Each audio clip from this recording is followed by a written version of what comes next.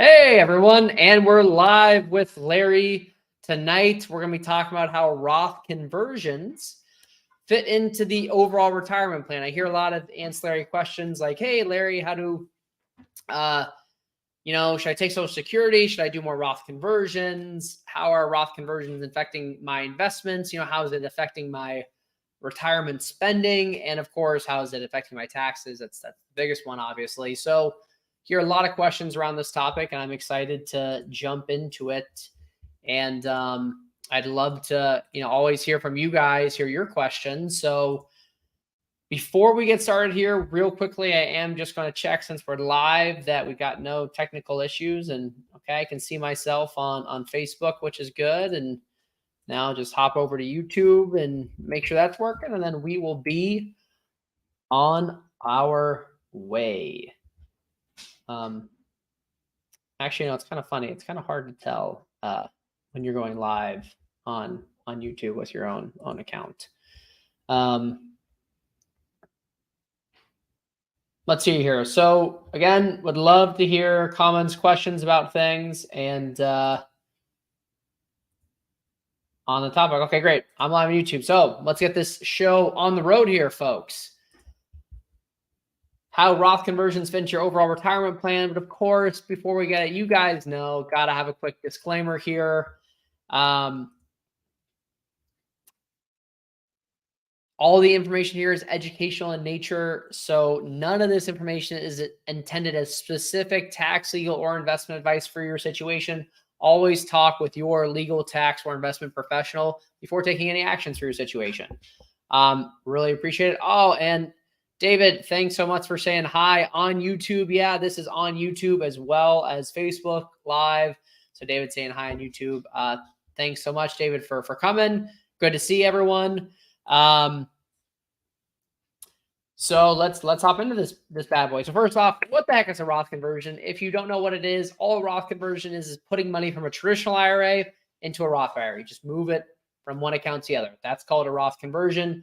The benefit to that is that you get more money into a Roth IRA and you have less money in a traditional IRA. Roth IRAs have potential tax-free growth, assuming you follow the withdrawal rules. And the only issue with that, it sounds pretty good, right? Get money, get tax-free growth, and the Roth IRA for decades upon decades, basically the rest of your life. Sounds pretty good, but there's a catch. You have to pay taxes on the money you move from a traditional IRA to a Roth IRA. You don't have to do it all at once. You can do, $1 Roth conversion, or you could convert the whole shebang, the whole account.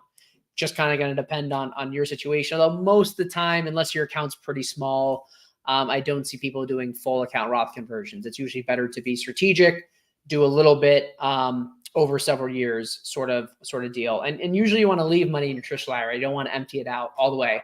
But anyway, so you have to pay taxes. So you kind of have this tension here with the Roth IRA of, hey, Roth conversions get me tax-free future growth. That's pretty good. I have to pay taxes up front. So how do you balance that? Well, just remember, if you have to pay taxes today, that's money you don't have anymore because you paid taxes, and there's an opportunity cost to that, right? Because money you send to the government in the form of taxes is money you don't have growing for yourself and earning yourself interest. And so you have to think about, well, okay, how do I balance the benefits of tax-free growth with the loss of investment income from the money I paid to taxes? And how you balance that out is tax rates today versus tax rates in the future. We'll get into that in a little bit. So that's what a Roth conversion is. And why you want to do Roth conversion is it can potentially reduce your lifetime taxation if you do them correctly. You do have to make kind of a bet on future tax rates, so that there's a little bit of there's not as much certainty with Roth conversions. Is probably a good way to frame it. And but overall, Roth conversions can reduce your taxes if done correctly. If you do them incorrectly, though, they can actually increase your lifetime taxes. So it's important you do them correctly. And they have, Roth IRAs also don't have RMDs, while traditional IRAs do. And they have a few other benefits that we won't get into. But it's okay. So why not do a Roth conversion? Well, you do it incorrectly. It can increase your lifetime taxes, and it can cause a whole bunch of stealth taxes. I call these things stealth taxes because you don't see them pop up in the tax rate. So you say, hey, you can all look up, Google federal tax brackets, you might see the 12% tax bracket, 22% tax bracket, what have you. Well, there's all these taxes that show up, and they don't show up in the tax brackets, but they're there. So this is like IRMA, your Medicare premiums can be increased based on your income, or you can lose the subsidy for health insurance premiums if you're on Obamacare or the ACA exchange. What else? Your Social Security benefits can be taxed higher if your income increases. Roth conversions increase your taxable income, and so they can cause all sorts of self taxes that are hard to see if you don't understand how the tax code works. And the best environment for Roth conversions is when you can pay lower tax rates today versus the future. So you want to, if you think you're in a higher tax rate today than you're going to be in the future, you don't want to do a Roth conversion, because Roth conversions lock in your tax rate today. So you want to lock in low tax rates over your lifetime. So I kind of use the metaphor of like a valley. Your income in life usually looks like a valley where, hey, before retirement, you've had a long career, your earnings are peaking. You get to retirement, you kind of go down the mountain, and then you hit this valley floor where your income's the lowest it's going to be over your lifetime. This is usually before RMDs begin, before Social Security benefits begin, usually your 60s, we'll say, that kind of just decade overall. Generally lower income, because then what happens is once you hit 70, your Social Security goes. So now we're coming up the side of the mountain here, and then RMDs start between age 73 to 75, or you're already taking RMDs before those ages. And so your income goes up again. So your income is kind of like a smile in retirement a little bit. It starts, or I guess pre-retirement it's high. In retirement, your taxable income can go down and then it goes back up. So Roth conversions take advantage of this valley floor, and they kind of bump it up to make your taxable income over time go from a kind of a valley to more like a plateau. Is kind of the idea behind it in really general, loose terms. So, okay. How the heck does Roth conversions fit into retirement planning? So after that overview, there's a lot of ways to define retirement planning, but I think there's kind of 5 key areas to it. And it's income planning. Hey, how much can I spend in retirement?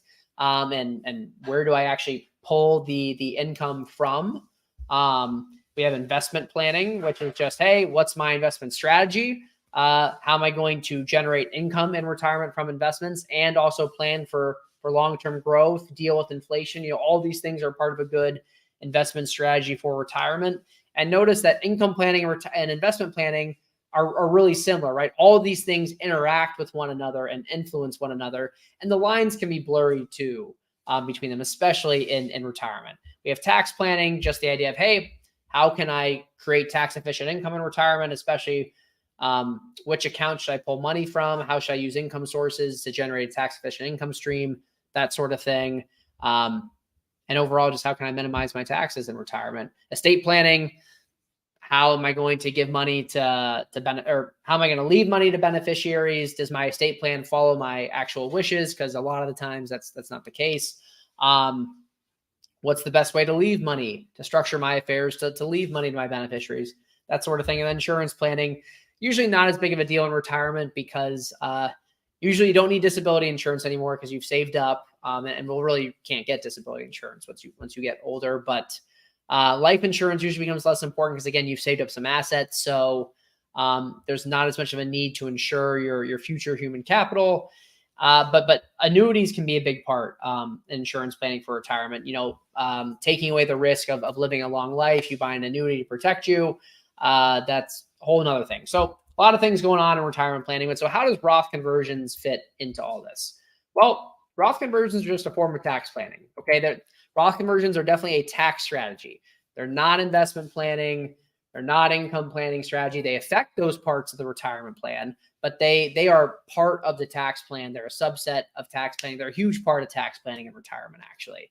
So I think there can be a lot of confusion about Roth conversions because people want to think of Roth conversions almost like an investment strategy, and it's not. It's a tax decision. Even though you're using your investments for that tax decision, primarily tax decision. So, so I kind of drew some lines here, and you can see, hey, Roth conversions, They're part of tax planning. They affect that, but they also affect investment planning. They affect income planning, and they affect estate planning mainly. I'm sure there are some instances where Roth conversions affect insurance planning, but those would be really niche scenarios. But honestly, if any of you want to call in the comments, like, hey, Larry, this is a situation where I think it might, please do, and let's share. Let's pool the community mind here together. Now, before I'm going to go into each section and talk a little bit more about how Roth conversions affect all those different facets of retirement planning. But real quick, there's a common misconception I see, or at least there's basically two different types of income in retirement. There's your spending income, which is how much a retiree spends, right? Like, hey, I spent $100,000 this year, so my income was $100,000. Which again, because our whole lives, employees, paychecks, whatnot, you're spending what you earn for your whole life. We kind of tend to think that our income equals our spending, but in retirement, that's not really the case, because your taxable income is how much of your income is subject to taxes. And a lot of the times your spending income, the amount of money you spend, doesn't equal your taxable income. They're going to be different. So you look at your tax return last year, that might not be such an accurate accounting of how much you spent that year. Usually you probably spent more than what's on your tax return, because Social Security is only taxed up to 85%. So some of Social Security can be left off your tax return. And if you look at your taxable income, there's a lot of stuff that reduces it. So you would need to look at your gross income figure before even your adjusted gross income. So like the first page of your tax return, add it all up, sort of thing. But even then, a lot of income in retirement might not show up on the tax return. So just remember, your spending doesn't always equal your taxable income in retirement. Those are two different things, and we'll come back to that in a second. So income planning, this really is answering the idea, how much can I spend in retirement? And if you do Roth conversions right, you can potentially spend more in retirement than if you didn't do Roth conversions, because Roth conversions reduce your lifetime taxes. Taxes are, maybe housing's your biggest bucket of expenses in retirement, but taxes is probably number 2. Healthcare, actually maybe food's number 3, healthcare 4. It's going to go on, but housing and taxes are the 2 most expensive things you're going to spend the most money on over your life. If you think of taxes as just another expense, Roth conversions reduces that if done right. And so if you reduce your taxes, your lifetime taxes in retirement, that means you can spend more money, because less money is going to Uncle Sam, more money for you. It's that simple. With that being said, just because Roth conversions can reduce your lifetime taxes and increase your spending, I don't commonly include the increase in spending that Roth conversions give for my clients. I run a retirement plan like they're not doing any Roth conversions, and base that on how much they can spend. Because if you account for the Roth conversion benefits, Roth conversions, you have to take a guess about your future tax rates. You could be right or wrong. The government can always change future tax rates. So I feel a little uncomfortable with banking that, hey, someone can spend this amount based on the benefits we're projecting for Roth conversions. We already project a lot of stuff in retirement. So I think it pays to be conservative, just because Roth conversions will, if you're doing them right, likely lower your taxes and increase the amount of money you can spend. Doesn't mean necessarily you want to do that. It's always good to have a little margin of safety. Warren Buffett, Charlie Munger talk about the concept of margin of safety and investing all the time. It just means, hey, for investing, they use it since they invest in individual stocks. They say, hey,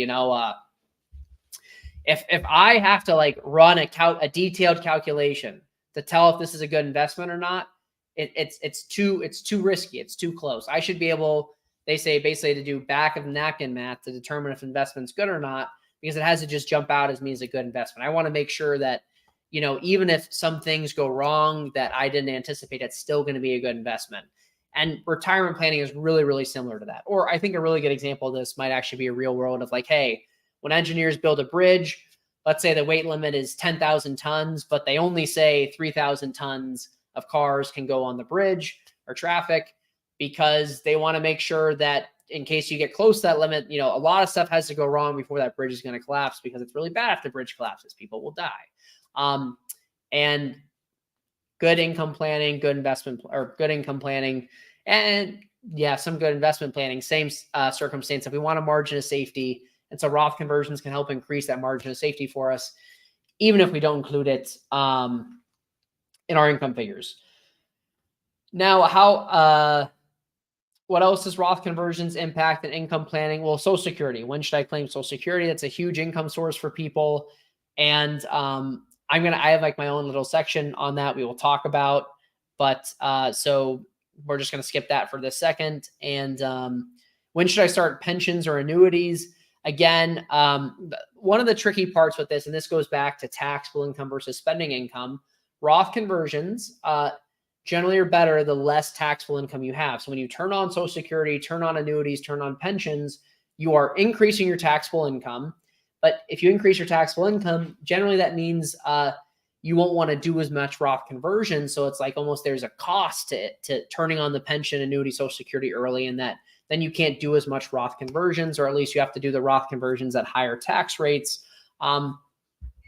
which you may not want to do. And it's a real cost. It's a real downside to starting these things early, but I think the cost of it is overplayed. So I always say, you want to maximize the cash flow that you get from these types of investments. Social Security is just basically a pension or annuity. It's just a special kind of one. But all these, pension, annuity, Social Security calculations, you want to make sure you maximize the benefits you get from that first, and then build a Roth conversion strategy around it. So I guess I just said what I was going to say on this, but I'll say it one more time because it's important. You want to maximize your expected lifetime cash from Social Security, whatever claiming age that is, whether it's 62 to 70. And then once you've chosen that you think is going to maximize your lifetime cash you receive from Social Security, don't forget about your spouse, coordinate the two. Then build a Roth conversion strategy around that. So if you think you should take Social Security at 62 because that's going to maximize your benefits, great, do that. And then build a Roth conversion strategy around it. Now, some of you may be saying, Larry, I'm not sure I'm buying this, man. You're full of it. So I made a little example here for everyone. And actually, I could rip this off from a YouTube video I had, which it would actually be pretty cool if I linked in the chat to everyone the YouTube video link. But you know what I realized? I don't know how to do that. So that'll be something for another day. Okay, so here's what we got here. Let's say someone already has a bunch of income and they're in the 12% bracket. Their income is represented by this blue bar, okay? And they have a decision to add Social Security, which this is what it looks like adding Social Security here, or doing a Roth conversion. And they want to fill up the rest of the 12% tax bracket. We're going to assume there's no other stealth taxes, and fill up to the 22% tax bracket. So they don't want to pay the 22% tax bracket. They just want to stay in the 12% tax bracket. But they only have $20,000 more of income in the 12% tax bracket. So we're talking about taxable income here, right? Not spending income. They might be able to spending a lot more from this because they have a bunch of bonds that they sold for essentially no cost, no gain or loss. And so their income could be way more. We're just talking about taxable income here. They have a decision. They only have $20,000 more of room in the 12% tax bracket for taxable income. So they can either add Social Security or do a $20,000 Roth conversion, one or the other. But okay, so here's the thing. Let's say you add $20,000 of Social Security income. Well, you added $20,000 of taxable income. Now, Social Security is going to get taxed a little, but of that $20,000 of taxable income, after even you pay the taxes on it, it's 12%. Well, it's going to be less than that because Social Security is only taxed at 85%. So you're probably paying closer to like a 10% of the Social Security income and taxes. You're left with about $18,000 after taxes from Social Security. So you have $20,000 of taxable Social Security income. You pay a little taxes, but your net is huge, right? Taxes just decrease the net amount of money you actually receive from Social Security. So you get a huge net. Roth conversions are actually the exact opposite. You do a $20,000 Roth conversion. Well, the kind of rule of thumb on how you calculate Roth conversion benefits is to take your future tax rate and subtract it by your current tax rate and times that by the Roth conversion. So if your future tax rate you estimate is 25%, and your current tax rate is 12% right here, because we're doing $20,000 Roth conversion, the 12% tax bracket, then the tax savings is going to be 25% minus 12% equals a 13% tax savings. And we'll do 13% times $20,000 because, you know, the tax savings is that we're getting taxed at 12% now and avoiding 25% in the future. So our tax savings is going to be 13% of the Roth conversion amount, 13% times $20,000. And man, I seem to have misplaced my calculator here. So oh, here we go. Found it. Okay. Whew. I'm pretty attached to this thing. You know, I had this thing for many years. So we'll do $20,000 times 13%. Man, that sounds really nerdy saying I'm really attached to my calculator. I gotta watch what I say here. I'm gonna embarrass myself. So that's $2,600 of tax savings on the Roth conversion. So we have $20,000 of taxable income for the Roth conversion, but our benefit is, you know, conservatively estimated at about $2,600. So really the net benefit from recognizing $20,000 of Roth conversion is only like 10%. Well, the net benefit of Social Security income is 90%. And so that's why it's better to think about maximizing lifetime cash from Social Security, because it's simply just adding more cash to your and you're just adding more income. You're adding more cash to your life, which is a good thing. A Roth conversion is, you know, you're just playing a tax game to reduce your taxation by a percentage, by a moderate percentage of the Roth conversion amount. And so that's just not going to be nearly as big as Social Security. So dollar for dollar, you know, it's just more efficient from a retirement income standpoint to increase your income than it is to decrease your taxation.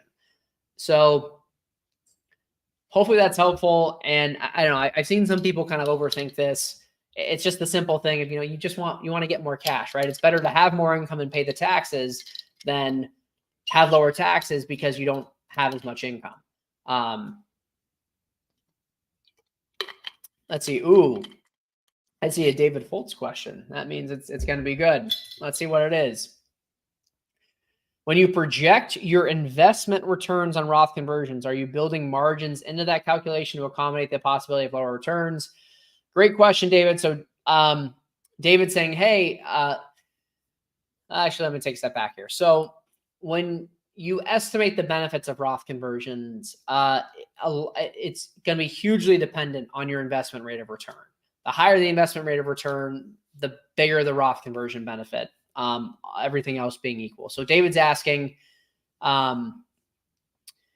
you know, when you're like, how do you think about that? Because you got to estimate Roth conversion benefits, and then you're using investment rate of returns as part of that. So one, I just want to show you guys right here. I just skipped that. I'm basically assuming no investment rate of returns, which is really conservative here. This is the most, you know, I'd say arguably, well, I guess more conservative would be assuming investment rate of return is negative, but I think that's probably too extreme. The way I just estimated the benefit of a Roth conversion here is just saying there's no investment returns in the future. But David's question is a good one. And yeah, I just build in exactly a margin of safety. So if I really think stocks are going to, you know, over the next 30 years, give a historical average rate of return close to what they have averaged over the past 90 some years of 10%, you know, I might only say the stock returns are 5 to 7%. For most projections I do for people with Roth conversion benefits, if I do show them like a projected benefit, I'll use conservative stock returns of 5 to 6%, just because if you project higher investment returns, they don't materialize, you're going to way overstate the benefits of Roth conversions. And again, like in all things retirement planning, we want to be conservative with our estimates, build in a margin of safety because the future is hard to predict. So great question, David. Yep, I do that. And I usually just assume investment returns of 5 to 6% on Roth conversions. And again, you know, you might be asking yourself, well, Larry, you just really talked about stocks here. You know, what about the diversified portfolio? And we'll get into some of the nitty-gritty tax benefits of Roth conversions, but one of them is that since you have tax-free growth, you want to maximize that tax-free growth. And the way you do that is by kind of shifting more of your higher growth assets, aka potentially stocks for most people, into Roth conversions and then put bonds in another account. But you want to be careful of tax consequences. But if you've got retirement accounts, you can probably make those changes without any tax consequences. Though you do have to watch out for wash sale rules. Okay. That was fun. What? Oh, yeah. I'm still on my whiteboard. Let's get rid of that. Okay, so investment planning. How do Roth conversions impact your investments? Basically, like making investment decisions. So one minor one is if you have a strategy where you think you're going to be doing Roth conversions over the next several years, and it's going to be bumping your income tax rate's pretty high. Maybe you're going up if you're a retiree who has couple $1 million in their IRA, you might want to go up to 32%. If you got several million, then you may want to consider investing in municipal bonds and any taxable accounts if you're going to have bonds in your taxable accounts, because your Roth conversions are going to cause that interest income to be taxed at a higher tax rate, or at least by having municipal bonds, you lower the amount of income you show, and then you can do a little bit more Roth conversion. So that's the other way to look at it. So that's one thing to think about. But I think I'd say the biggest key point that Roth conversions, how they impact your investment planning. Because again, Roth conversions, even though you're using investments, they're not an investment strategy. It's not like, you're shifting money from one account to the other, and that shouldn't really impact your overall like investment strategy. It's a tax move. It's not an investment move, even though you are moving investments. Hopefully that makes sense. Asset location. Okay. What the heck is asset location? All it is moving, not moving. I kind of like to describe asset location like, you're cooking a nice dinner for guests. Let's say you cook steak. With steak, you want to pair your meal with like a good drink. So maybe you'll use red wine because red meat tends to go with red wine. But if you're cooking a nice like light fish, maybe you want white wine because white wine goes better with fish. So just how like you want to complement your meal you want your drink and meal to complement one another to create kind of like a little, sum of the parts that's greater, or the whole is greater than the sum of the parts situation. Asset location is the same way, where you want to make sure the tax characteristics of your investments are complemented by the tax characteristics of the account types that investments are put in. So for example, stocks, if you have them in a non-retirement account, stock growth is tax deferred. And then when you do sell the stock, or it can be potentially tax deferred. Some stock investments are very tax inefficient, like active mutual funds, potentially. But stocks and taxable account, you can qualify for long-term capital gains growth or taxes, long-term capital gains taxes on your investment growth in stocks and the taxable account. And those are lower than the ordinary income tax rate. So if you hold your stocks in a taxable account, the growth is going to be taxed less at lower tax rates versus if you hold stocks in an IRA account, a normal traditional IRA, all the investment growth is taxed at your ordinary income tax rate. And so that means your stock growth is going to be taxed at a higher rate. Now you do need to factor in the tax deferral benefits of each. But still, it's something to consider. And so then Roth IRAs, they're tax-free. So of course, again, you want to put your highest growth assets into the Roth IRA. When you do a Roth conversion, since you're shifting the mix of your investments, you're reducing your traditional IRA account and boosting your Roth IRA account. That's all a Roth conversion is, right? It's taking money from a traditional IRA to a Roth IRA. And then two, you have to pay the taxes. Well, hang on the taxes moment for a second. So you're increasing the amount of money in your Roth IRA. And so therefore that should to be tax efficient, your retirement income, to minimize your taxation. A Roth conversion should also, part of that should then be kind of making sure that you're keeping all those high growth assets in your Roth IRA to maximize the tax-free growth of it. So you might want to move your investments around from account to account, but that doesn't mean you're actually changing your overall investment strategy. You'd still keep it at 50% stocks, 50% bonds, but you might have 100% stocks in your Roth IRA and 100% in your traditional IRA is like a really extreme example of that. What area did I else when I want to go with that? Oh, yeah. And so when you have to pay the taxes from a Roth IRA, that also impacts this asset location equation, because then a great way to turbocharge the benefits of your Roth conversion, to essentially allow your Roth conversion to reduce your lifetime taxes even more, is to pay the taxes from your taxable accounts, from your non-retirement accounts. Now, why would you want to do that? Well, remember, retirement accounts are tax deferred. So the money doesn't get taxed until it gets pulled out. And while taxable accounts do have some nice tax benefits, they are not tax deferred. Tax deferral can be really powerful, especially over decades. And most people at the beginning of your retirement, which is when you usually do Roth conversions, you're looking at a multi-decade retirement. Especially if you're a married couple, chances are one of you is going to be alive. Really high chances one of you is going to be alive 20 years from now. So, paying the taxes from a Roth conversion with your taxable account, again, is going to shift the amount of money and all the tax types, but it basically allows you to funnel more money into the Roth IRA, which is going to allow more of your future growth investment earnings to be tax-free, assuming you follow the withdrawal rules. So good stuff there. Actually, man, we're already 30 minutes into this, and I'm only on tax pay. Quick water break here. Okay. So tax planning, withdrawal strategy is a big part of tax planning in retirement.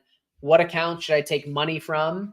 I know I need to take out $50,000 from my investment account. That's what I've determined is reasonable. And I have investments that are, set up appropriately to generate that income, or that I should sell to generate that income. But so which accounts do I actually take it from? Big misnomer that you have to actually have the investments that you want to generate your income in the account. In the investment account, you actually want to take that money from, because money's fungible. You can kind of move things around and be a little bit more tax efficient that way.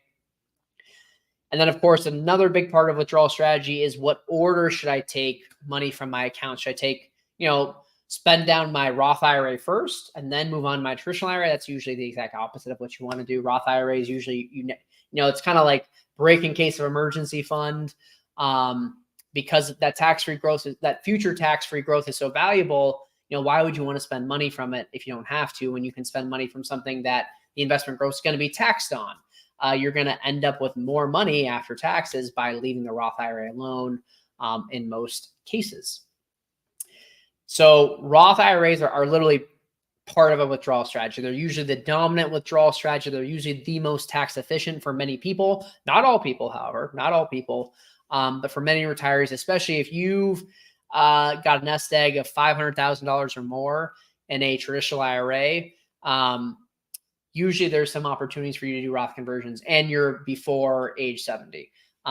Age 70 to before you start your RMDs is a little dicey with Roth IRAs. Sometimes yes, sometimes no. But before then, especially before you started Social Security, that can be a great time to help reduce your taxes. So Roth conversion, but there's other withdrawal strategies, which is take money from your taxable account first, drain the taxable account, and then drain your traditional IRA accounts. You can also do a pro rata strategy where you take a little bit from your taxable account, a little bit from your IRA, and a little bit from your Roth IRA each year. There's lots of ways to order that, and it's all going to have these knock-on effects, over your retirement, over your lifetime of how you're taxed.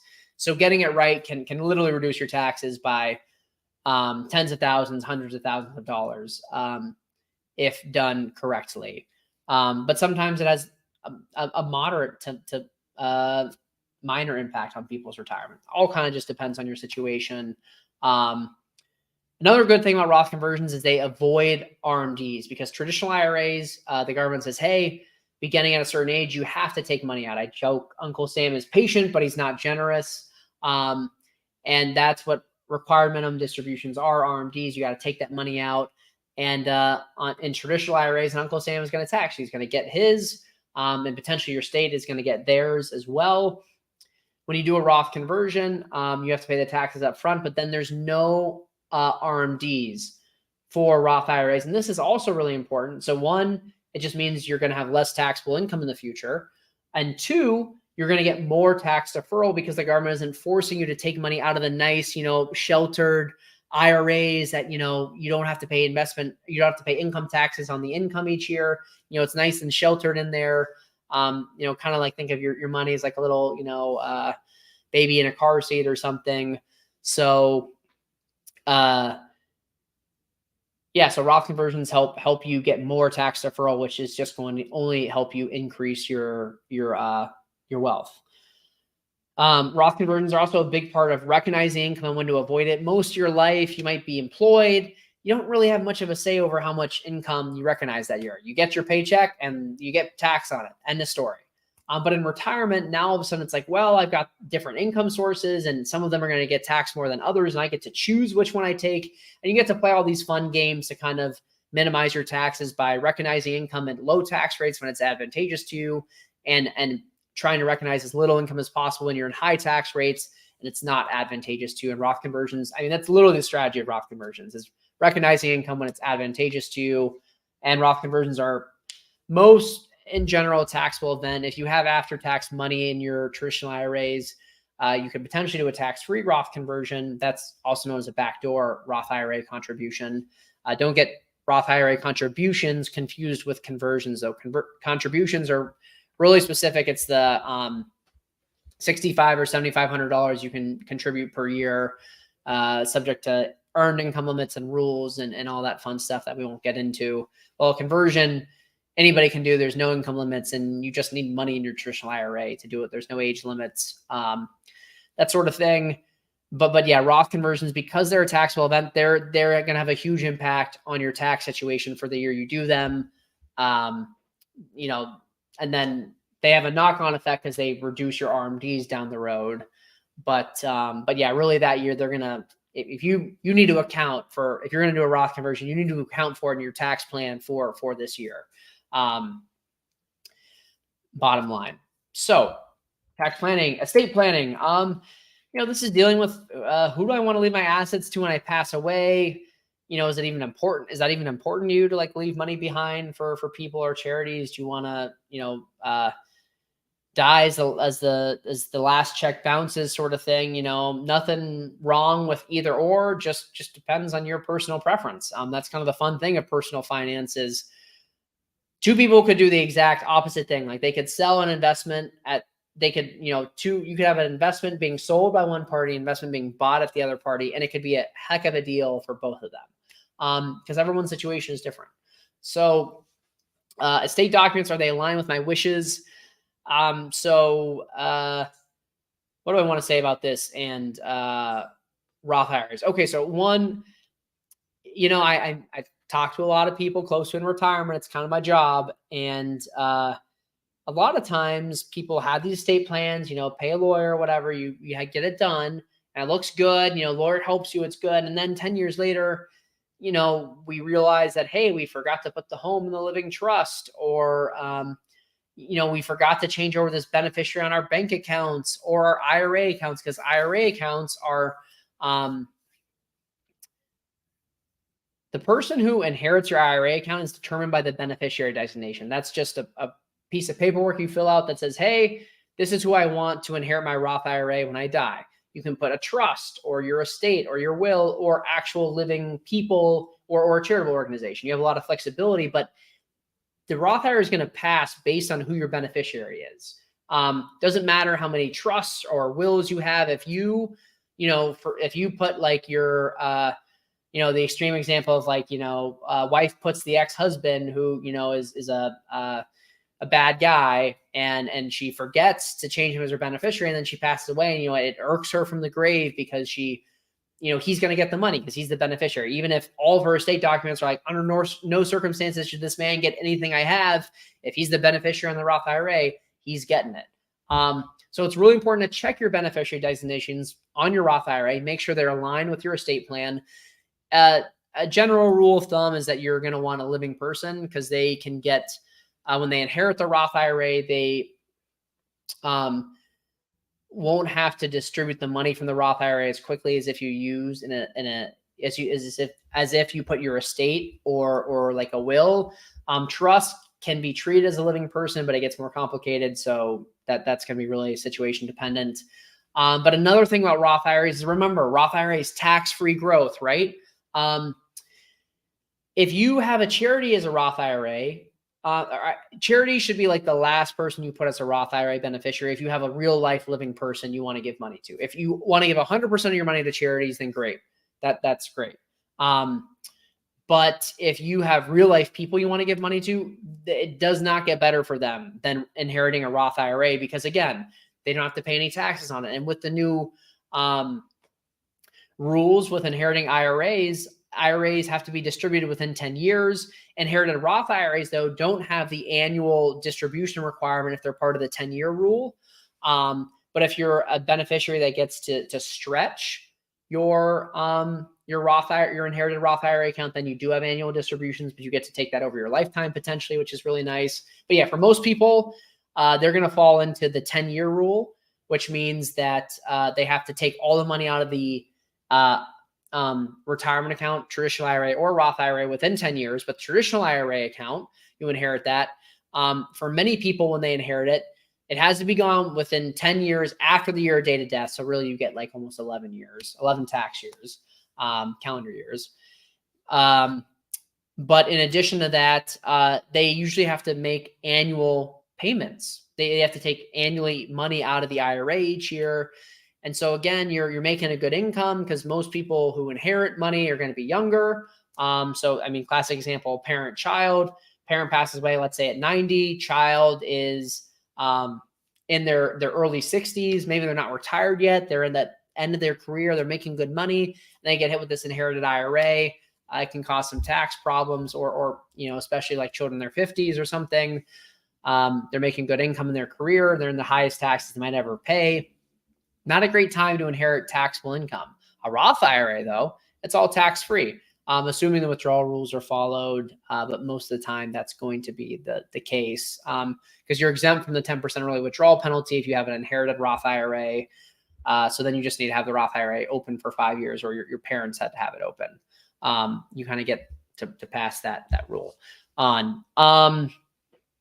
Let's see. So if you got a real life living person, give them the Roth IRA before you give it to a charity, because they're going to benefit more, because to a charity, all investment accounts are Roth IRAs because they don't have to pay taxes.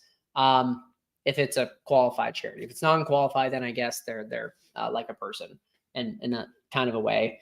Then also too, if you want to get like real technical and nerdy with this, you can say some beneficiaries you want to give the Roth IRA to. So let's say you have 2 kids. Sorry, I'm just going to pick on the starving artist. You got the starving artist who, loves their artistic career, but they make like $30,000 a year. And then you have your other kid's a doctor. They're making, $300,000 a year. The doctor is going to appreciate the Roth IRA more than the starving artist. And you might think that logic is reversed, but bear with me here.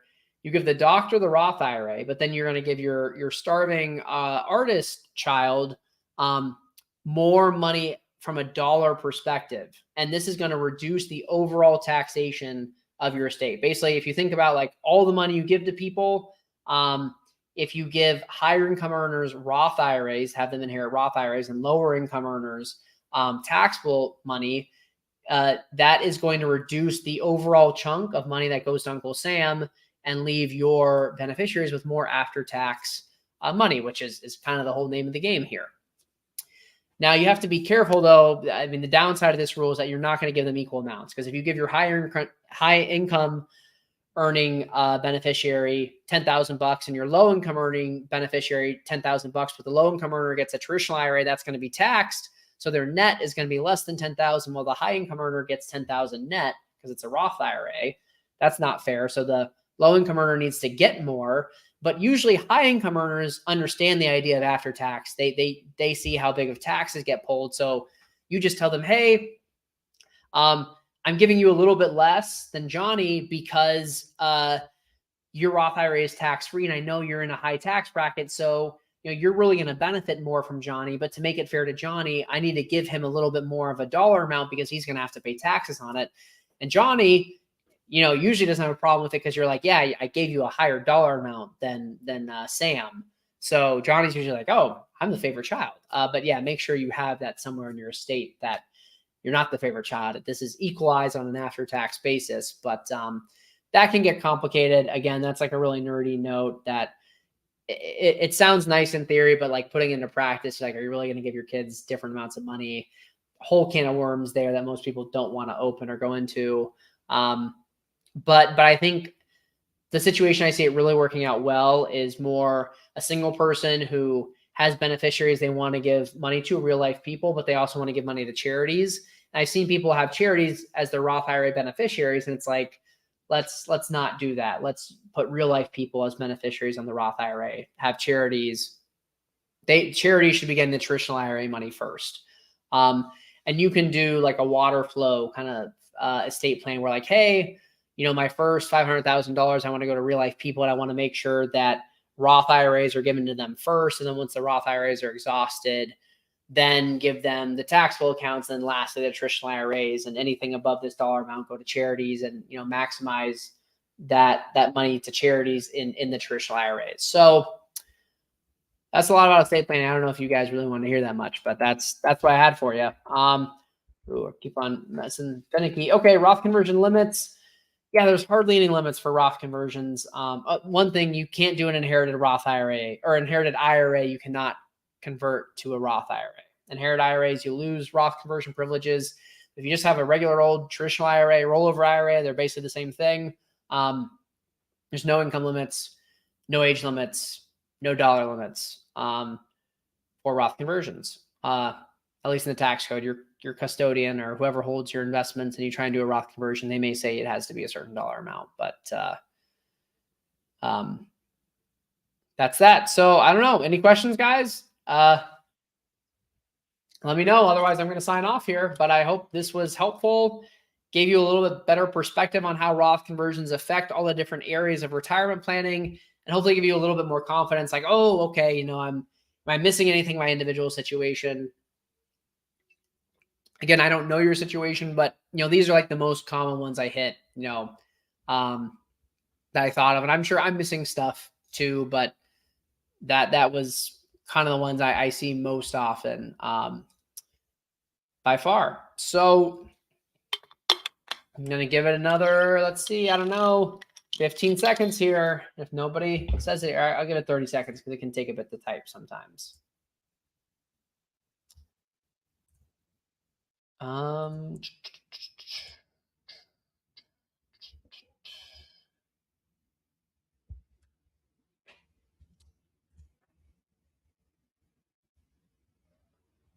Okay, we got one. Oh, we got a big question here. Let me take this off. Okay, yeah, you can barely even see my face after this question. Using financial planning software I subscribe to, I do scenarios with Roth conversions while in early retirement, while we have little income, low tax rates, and see RMDs take us in a 24% bracket. I generally see end of plan balances decrease with these conversions. This is the ideal time for conversions, as I understand, but I don't understand why the software doesn't reflect this. I only think either software has problems with the loss of the taxable money used for conversion taxes. Yeah, your comment was cut off. Actually, I can probably see it on Facebook and read the rest of it. Let me see here. Yeah, I can only think either the software has problems or that the loss of the taxable money used for conversion taxes is the issue. Any thoughts? Yeah, I got some thoughts. So let's see, can my face fit over this so people can still see the question? Might need to stand on my tippy toes here. Okay, so there could be a couple things. In my experience, one, a Roth conversion can reduce, and I'd say this is like the main one. A Roth conversion can reduce your plan balance at the end of retirement and still be beneficial.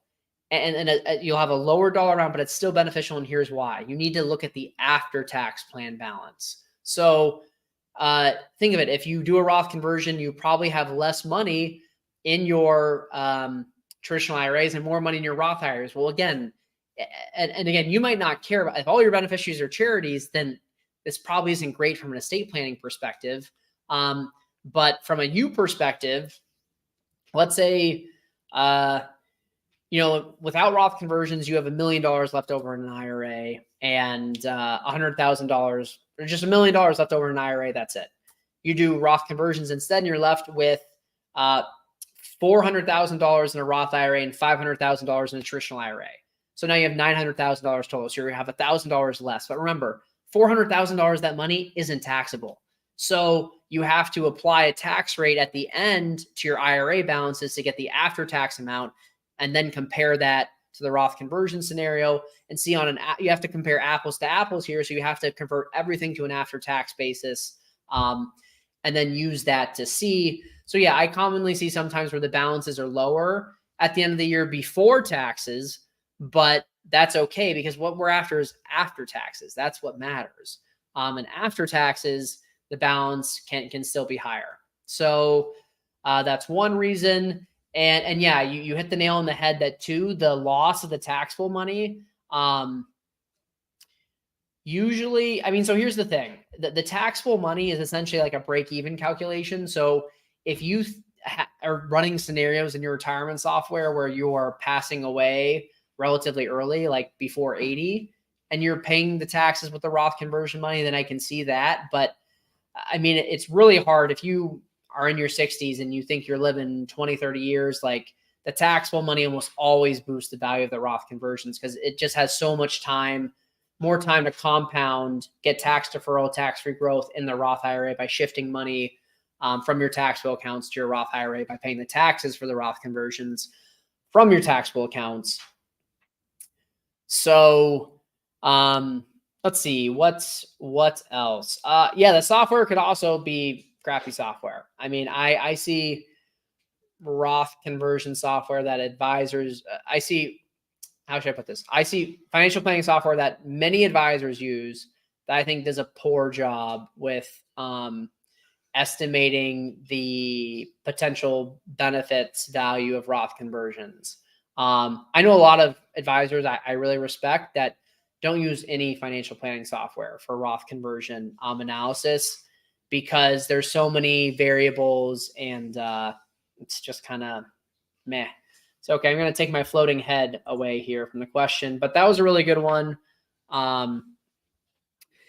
And yeah, but it could also just be a sign that maybe you are doing too much conversions. That's also the case that maybe you're converting at a higher tax rate than you will face in the future. So I don't know, but I hope that was helpful. I have considered the after inheritance tax implications. I'm not even talking about inheritance tax. So I'm talking about income taxes. And maybe you mean, maybe just mean inheritance. Yeah. Like income taxes. But Roth conversions can also, if you are subject, like for example, Illinois, your estate's over $4 million. You get it with Illinois estate tax and it's pretty steep. Like when you first get over that $400,000 or $4 million threshold, Roth conversions can help you reduce your estate and reduce your estate tax or even get under it because your dollar amount is smaller, even though on an after-tax basis, it's the same or even better than pre-tax IRAs. So that's another one. Let's see. Any other questions? Otherwise, I'm gonna go away. I got some salmon. My wife's making some salmon. I'm really excited for that. Let's see. Okay. I'm going to call it, everyone. I appreciate you guys for showing up. And, if you like this, feel free to subscribe. Feel free to subscribe to my YouTube channel. I can put subscribe, or if you want to do a call with me, I do this for a living. You want help, I give advice, straight just advice, or you want, investment management, the whole, relationship with an advisor, I do that as well. You can get a link on my calendar, just going to optimumretirementplanning.com, my firm name, clicking schedule a call. We can do that. I need it, man. I need to get a banner up here for my YouTube channel to get people subscribing. Thank you so much. I will. All right. Take care, everyone. Have a good night. I'll see you all next week. I think I might do a Roth conversion case study because tis the season, people. I'm like, it's a great time of the year. Great time of the year to save some taxes. You get a pretty good idea of what your income is going to be for the year, and that is one half of the Roth conversion puzzle, the much easier part, rather than estimating future taxation of income in retirement. All right, sign off. Have a good night, everyone. Bye.